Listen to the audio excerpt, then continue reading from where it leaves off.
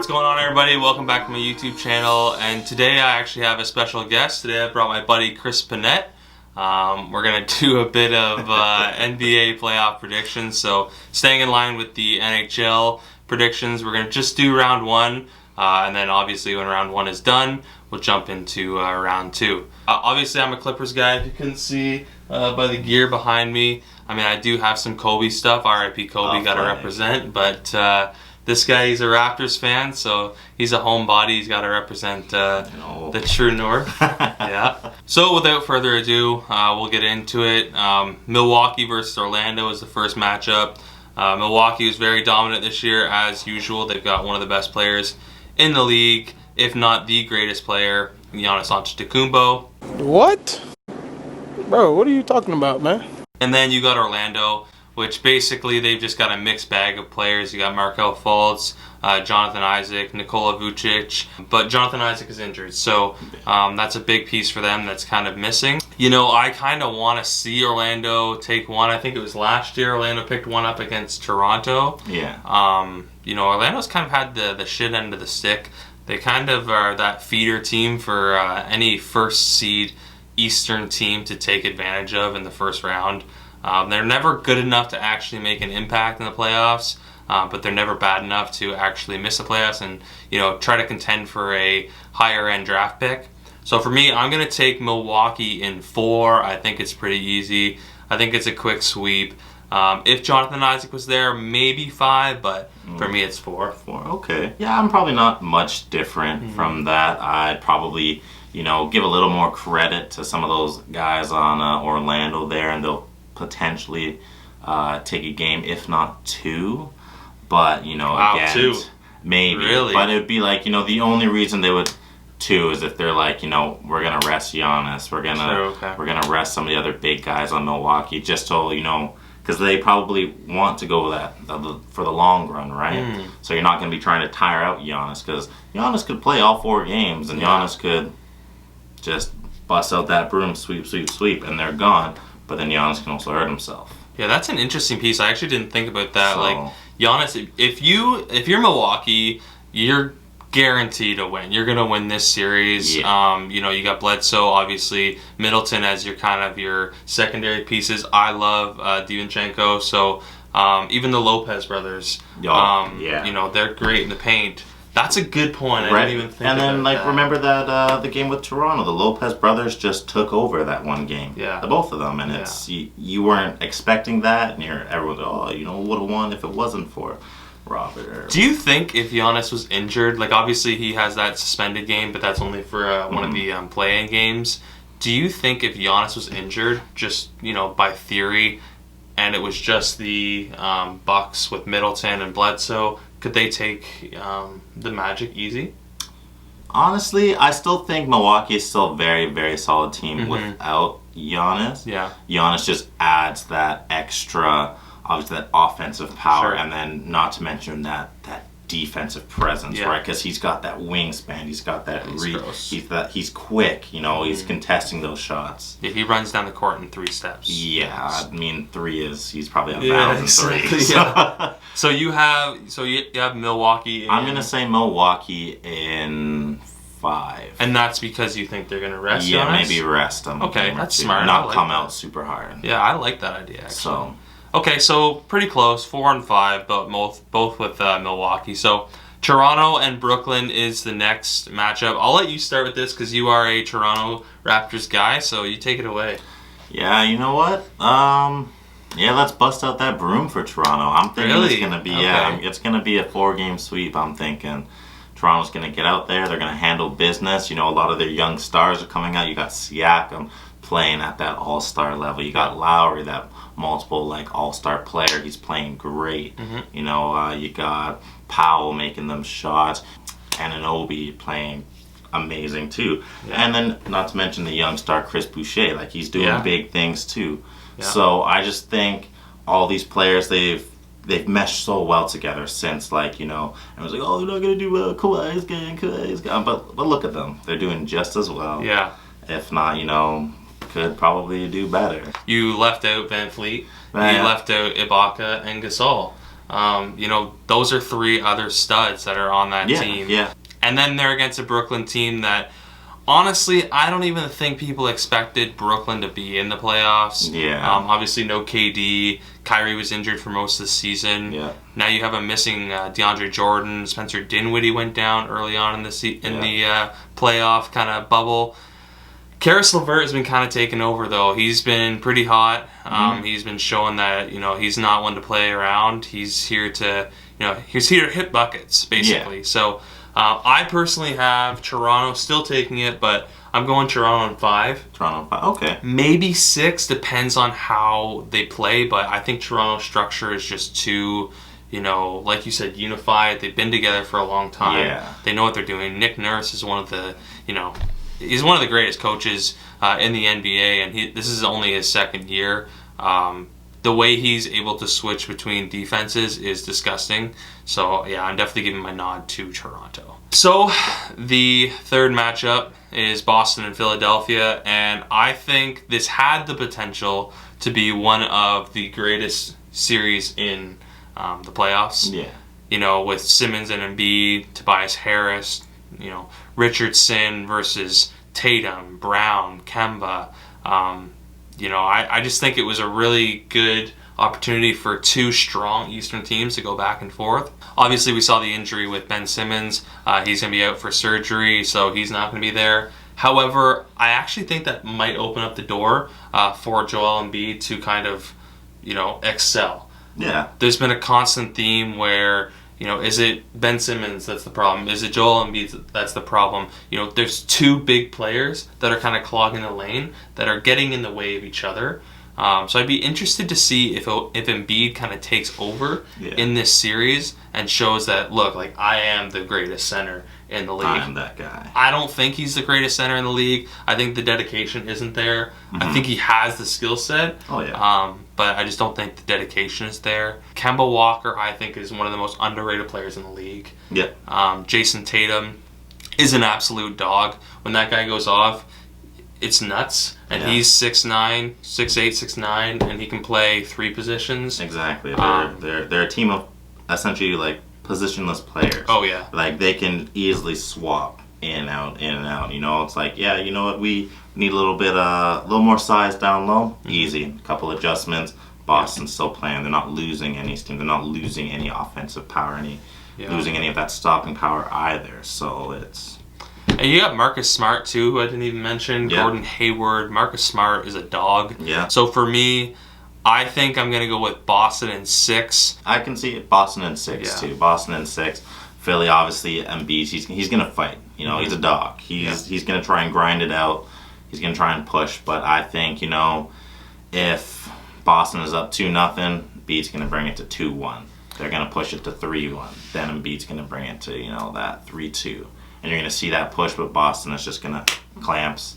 It's done. And that's the thing. I will give credit to Philly. If they can kind of control the offense and play down low and give the ball to Embiid, they could potentially, pull out a surprise victory, because I would trust Philly's, front court more than I would Boston's. Yeah. So for me, I'm still going to go with Boston, though. Okay, so on to the next matchup, the final matchup in the East.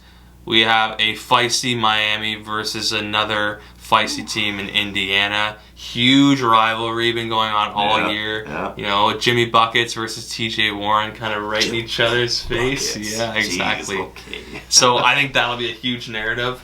Even in these playoff bubble games, they've been going back and forth. This series is going to be tight. I think there's a lot of potential factors here. How does Oladipo play? Is he the Victor Oladipo of old, or is he kind of coming back from injury and not playing at his highest potential? You've got the matchup of Miles Turner versus Bam Adebayo. How does that play off in the paint? Yep. I think at the end of the day, you're looking at role players. You're looking at how they mesh as a team.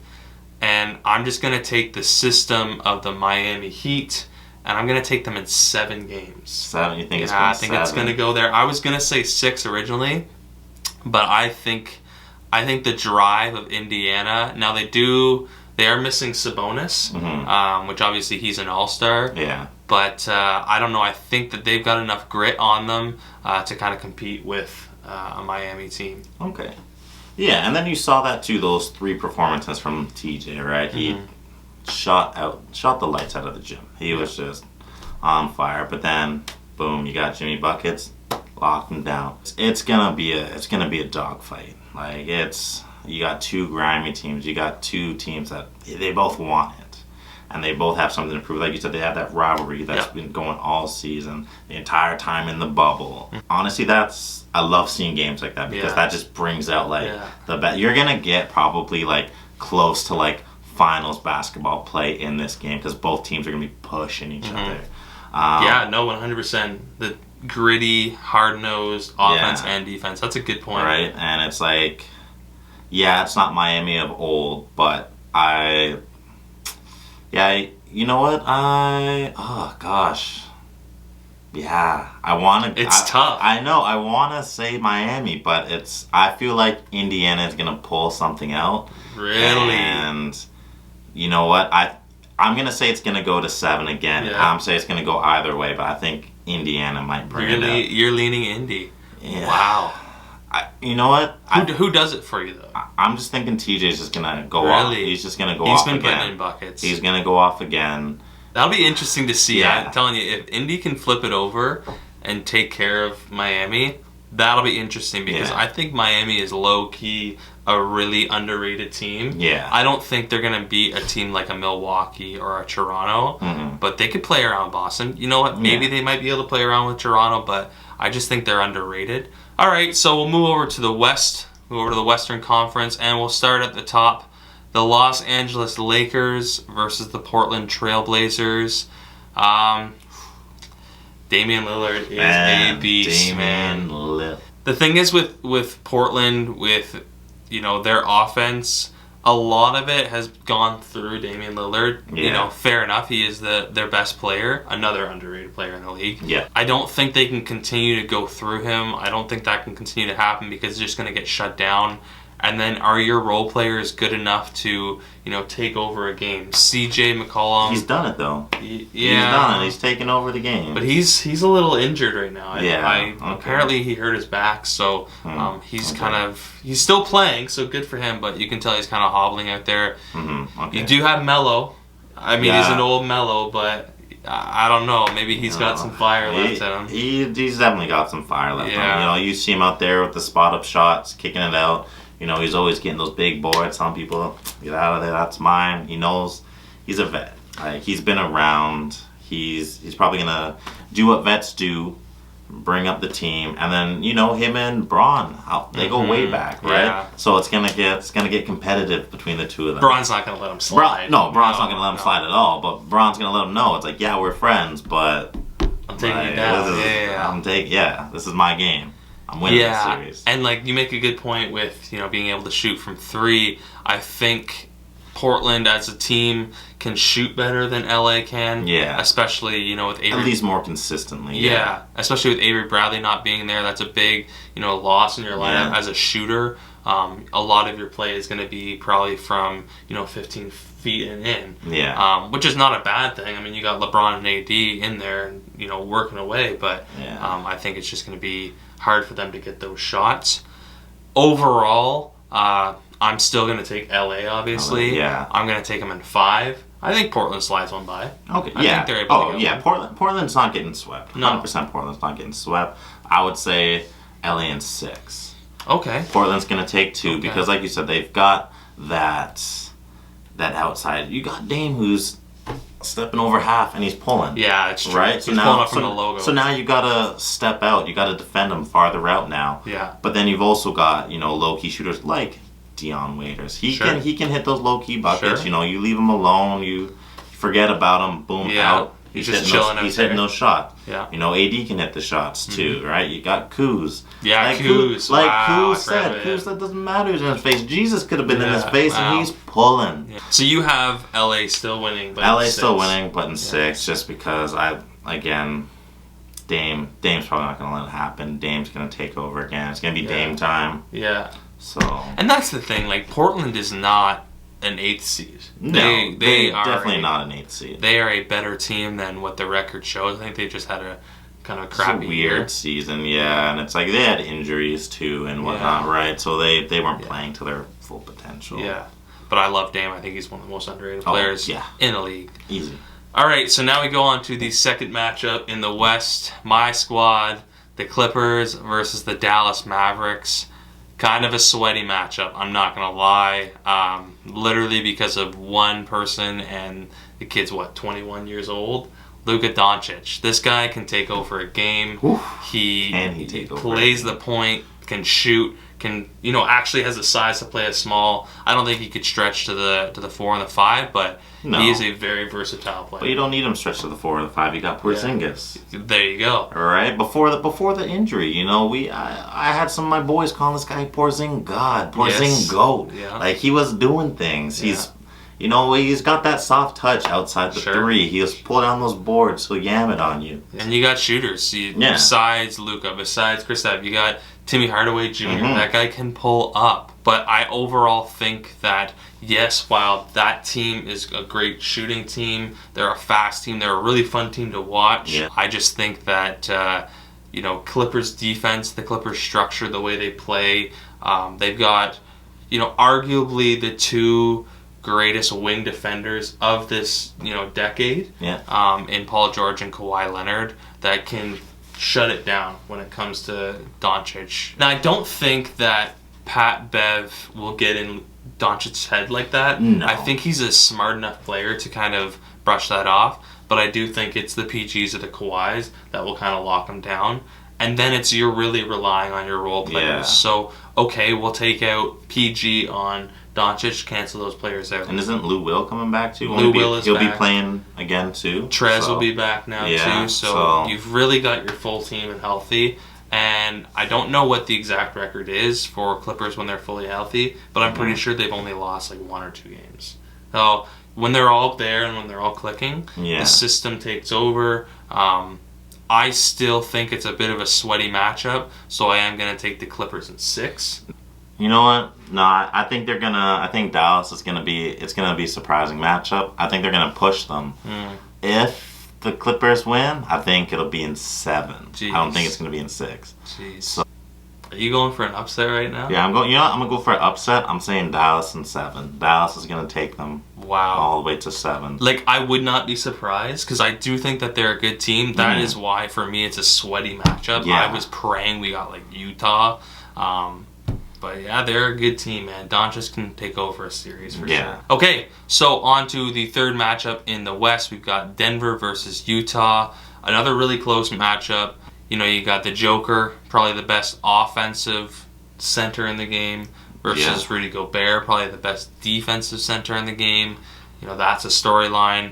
You've got Michael Porter Jr., who's really kind of taken off in these past couple games. I think for Utah to win, I think for Utah to take over, it's going to depend solely on their backcourt. I think it's going to be important for, the Donovan Mitchell, Mike Conley, Jordan Clarkson to kind of take over and show Jamal Murray that, no, this is our series.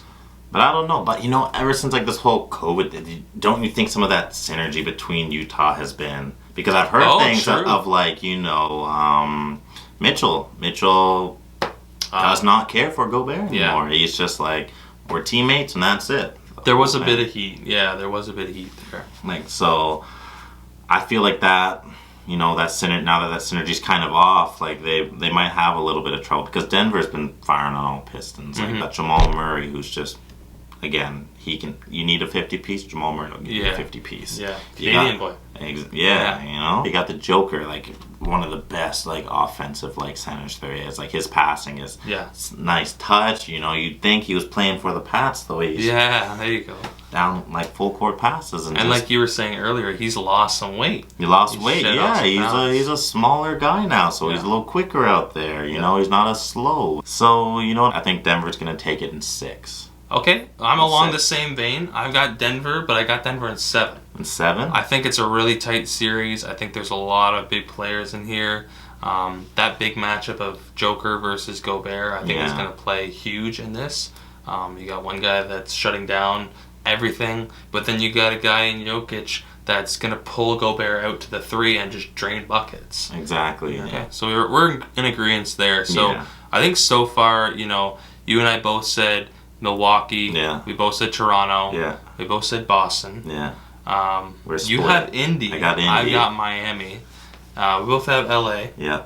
You've got Dallas. I've got Clippers. Honestly, I don't know if that's just me being a hater. Probably. And jealous Kawhi left, but could care I less. could care. And then we have Denver and Utah, but we both agree. Denver is going on. Giving it to the beard, and the Brody. Okay, so on to the final match of the first round, the final match in the West. We have the Houston Rockets versus the Oklahoma City Thunder. Another couple big storylines here. Westbrook is not going to be in for the first couple games. Yeah. I don't know if it's going to extend past 2 games. That's just what the report is. And I think there's a lot of ego involved in this series. You've got CP3, probably my favorite player in the league. You've got Harden. You've got Westbrook. CP3 used to be on the Rockets. Westbrook used to be on the Thunder. Obviously, there's a bit of a trade there. Which team is better? Which team has benefited more? And the size is a big factor too. Yeah. Now you're playing, Steven Adams in the center versus Rocco versus Robert Covington. And Steven Adams is a fighter. He is a big guy. I think a lot of players say does he not set like the hardest screens in the league? And people are like, it's like hitting a wall. Yeah, I think that'll be a big challenge for Houston, that size factor. They want to play small ball. Yeah. Their analytics department has said that that's how they're going to win. Okay, let's see. I think it's revenge season for Chris Paul. Maybe because I'm a CP3 guy. Shea Alexander, another Canadian boy. Yeah. I'm taking OKC in 7. You're taking OKC in 7. Yeah. Because I actually think Westbrook being out is going to do damage for Houston early. And if OKC can get on a run, it's over. Nah, I'm giving it to Houston. I'm giving it to Houston probably in 5. Really? Houston in 5. You've got the beard. You watch the guy's handle. This guy has a ball on the string. It's like he's dribbling a yo-yo. But, one player? How many times was he doing it before when it was just him? Before the Brody was he hasn't really gotten any success out of it. Yeah, I know, but, I think he can do well enough to hold OKC back until Westbrook is back. If Russ comes back, I'll say this. If Russ comes back by game 3, it's a different series. Yeah. Because if Russ comes back and Russ is healthy, not just like come back at 50%. Yeah. If they've split the first 2 games and Russ comes back, it'll be interesting. Yeah, he just brings that tenacity, that energy, like he's coming in and he's jamming it hard. He's coming back. He's making big-time plays, big-time passes. So that's just another person you got to worry about, right? Because, you've got Harden out on the 3. He might break your ankles. He might drain a 3 in your face. He's probably going to drain a 3, draw the foul, and now you're getting a 4-point play. That's what he does. Yeah, so you're taking Houston in 5. Yeah, I'm taking Houston in 5. Okay, so again, another split. So I think overall, you and I split on 3 series. Yeah. The Clippers, OKC, and Houston, as well as Miami and Indy. Let's see how it goes, man. I don't know. I think it's an interesting year for the NBA. I think it's a tight couple series that we have. Who's your pick? Who's your finals pick? Finals pick? You got 2 teams, one from the West, one from the East. Who are you taking? Toronto, baby. Toronto, okay. They're doing it again. Okay. Repeat. They're going to the finals. And honestly, it's a toss-up for me between the Lakers and the Clippers. Mm-hmm. When it comes to Clippers, I always come back to defense. Yeah. Defense wins championships, so that's always going to be a factor. I feel like Denver might be able to go on a run. We'll see. For me, my finals matchup, I'm going to take Milwaukee, and I got a rep for my guys, Clippers. However, I wouldn't be surprised if it's the Lakers. Okay. So. Fantastic. Thanks for having me on the show, Tobias. We went through our picks of this basketball first round bracket only. It's going to be some interesting ball. We're going to go ahead and, let these series play out however they may. I'm thinking my pick's prevailing. We ain't going to see the Clippers going too far. Bro. Dallas is ending it. So, yeah. You just said that they might go to the finals. Never mind what I said. All right. All right, so that's it for us, guys. Thanks for watching. Obviously, stay tuned for another video. Video coming every Sunday. I look forward to seeing how these picks turn out.